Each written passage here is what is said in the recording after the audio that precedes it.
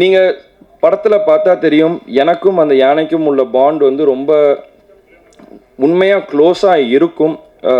படைத்தலைவன் வந்து நீங்கள் மற்ற எந்த படத்தோடையும் நீங்கள் கம்பேர் பண்ண முடியாது. கும்கி கூடயோ மற்ற எந்த படத்தோடையும் கம்பேர் பண்ண முடியாது. இது கம்ப்ளீட்டாக ஒரு டிஃப்ரெண்ட்டான கதை.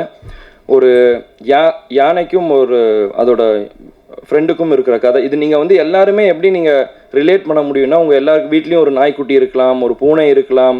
அதுக்கு ஒரு பிரச்சனைனா நீங்கள் எப்படி ஃபீல் பண்ணுவீங்க, அதே தான் எனக்கு ஏன் யானை இந்த படத்தில். ஸோ இது எல்லாருக்குமே நல்லா ரிலேட் ஆகும். எல்லாரும் இங்கே என்ன இந்த மாதிரி அப்பாவை பார்த்த மாதிரி இருக்குன்றாங்க. எனக்கு அது தெரியல. நான் முடிஞ்ச அளவுக்கு என்னோடய பெஸ்ட் இந்த படத்தில் கொடுத்துருக்கேன்.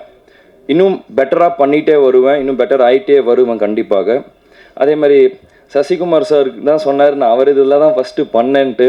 இந்த படத்தில் வந்து கேமரா முன்னாடி ஒரு பயம் இல்லாமல் நடிக்கிறதுக்கு ஒரு காரணம் சசிகுமார் சார் தான்.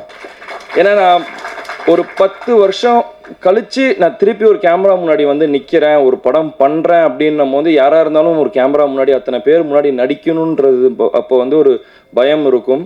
அது எனக்கு கம்ப்ளீட்டாக எதுவுமே இல்லாமல் அன்றைக்கி ஒரு 4 நாள் ஷூட் எடுத்தார். அவர் கொடுத்த கான்ஃபிடென்ட்னால தான் எனக்கு இந்த படம் நல்லா ஃப்ரீயாக பண்ண முடிஞ்சுது.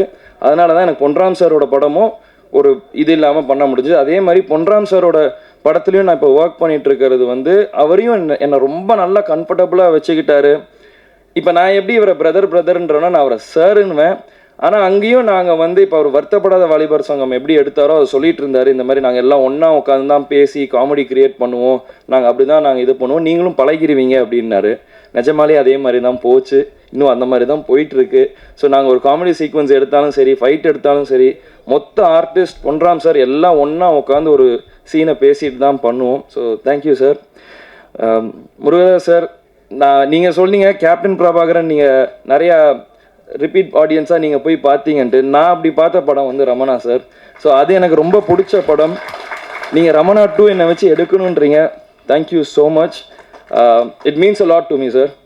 ஏன்னா என்னோட ஒன் ஆஃப் த ஃபேவரட். நான் ரமணா நான் அம்மா கிட்ட கூட சொல்லியிருக்கேன்.